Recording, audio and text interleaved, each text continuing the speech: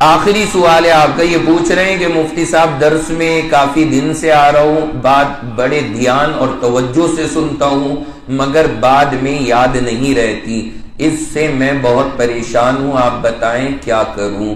دیکھیے ساری باتیں تو ذہن میں نہیں رہتی، ساری باتیں کسی کو نہیں یاد رہ سکتی۔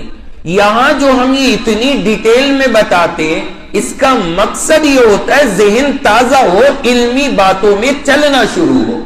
کیونکہ یہ باتیں اس طرح سے ہمیں سنی نہیں، ذہن ہمارا اس انداز میں دین کی باتوں میں چلتا نہیں۔ جب آدمی اس طرح سے دلائل کے ساتھ میں بات سنتا ہے ذہن میں روشنی پیدا ہوتی ہے، ترقی آتی ہے، ذہن ذرا اونچائی کی طرف جاتا ہے، تو وہ ساری باتیں آپ کو ایز اٹ از بعد میں یاد نہیں رہنی، لیکن بس اتنی کوشش کر لیا کریں کہ جو خلاصہ بتایا وہ یاد رہے۔ مثلا جیسے آج کا خلاصہ ہو گیا کہ جی ایک حدیث آئی ہے 3 کو 1 ماننے والوں کی، حضرت رکانہ کی، اس میں 3 الفاظ ہیں، کوئی کہتا ہے 3، کوئی کہتا ہے 72، کوئی کہتا ہے 1، لیکن 3 اور 1 والے کو محدثین نے قبول نہیں کیا، معتبر جو معنی ہے وہ 72 والے لفظ کو مانا ہے، اور 72 والا لفظ ہمارے خلاف نہیں ہے۔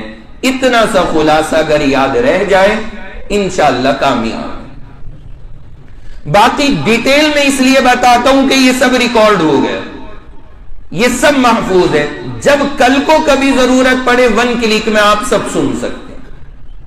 جب بعد میں کبھی ضرورت بندے کو پڑے گی وہ سب چیزیں آرام سے سن سکتا ہے، اس لیے یہاں اور زیادہ ڈیٹیل کی جاتی ہے۔ اس لیے یہ نہ گھبرائیں کہ ساری باتیں یاد رہیں، خلاصہ یاد ہو گیا بس انشاءاللہ آپ کے لیے کافی ہے۔ اللہ عمل کی توفیق عطا فرمائے۔